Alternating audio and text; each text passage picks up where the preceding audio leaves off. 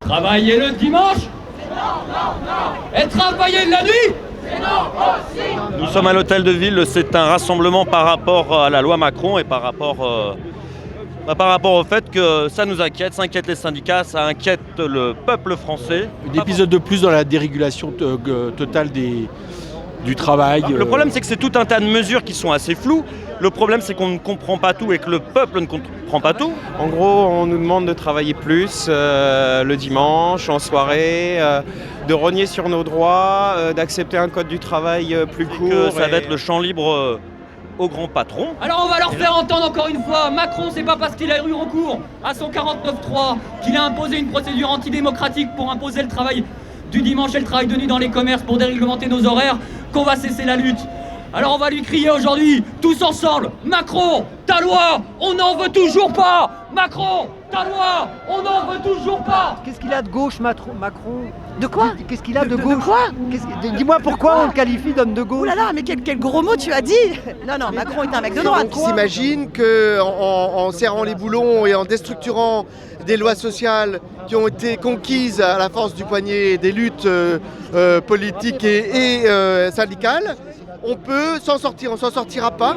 C'est le symbole Rothschild de l'oligarchie, voilà, le banquier qui casse les droits des salariés. Ça me paraît d'ailleurs incroyable qu'un gouvernement de gauche puisse accoucher de quelque chose dont la droite n'a même pas pu rêver. Là, ils sont en train de vouloir briser des familles en faisant travailler les gens le dimanche. Moi, j'ai un petit garçon de 2 ans. Je veux passer mes dimanches avec lui. Le dimanche, c'est pas fait pour travailler. C'est fait pour être en famille, en forêt. C'est une aberration sociale, c'est une aberration écologique et c'est un foutage de gueule démocratique. Le dimanche, ça doit être consacré à la culture, aux loisirs, à la culture et aux activités associatives. Parce que le rêve des libéraux, c'est de revenir au fait que les gens travaillent à la tâche. Voilà, c'est ça le rêve. Et donc pour ça, il faut tout déréguler.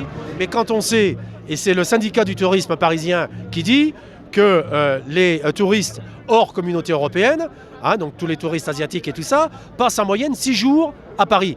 Donc ils ont quand même le temps de faire leurs courses, leurs achats au-delà du dimanche. Il y a quand même comme une odeur de réveil social un peu.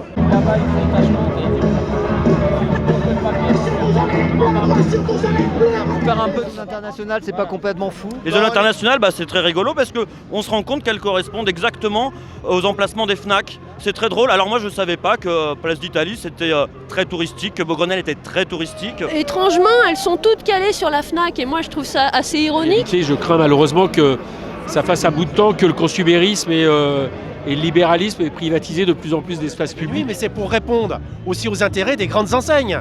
Et notamment de la FNAC. C'est un PDG en fait qui a suffisamment de pouvoir pour influencer les politiques et dire écoutez, moi je veux faire bosser les gens le dimanche pour faire encore plus de thunes à la fin du mois.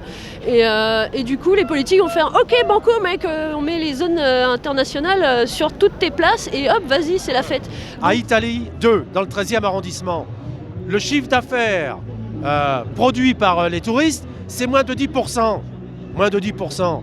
Alors je ne parle pas de Bercy 2, où il n'y a pas de touristes qui vont là-bas, mais c'est quand même en zone touristique internationale. Donc on voit bien que c'est purement dogmatique. C'est la loi Bompard, c'est la loi du PDG de la FNAC. Mais tu sais, tout est fait pour que tu sois réduit à un esclave qui travaille et qui consomme et qui surtout ne pense pas.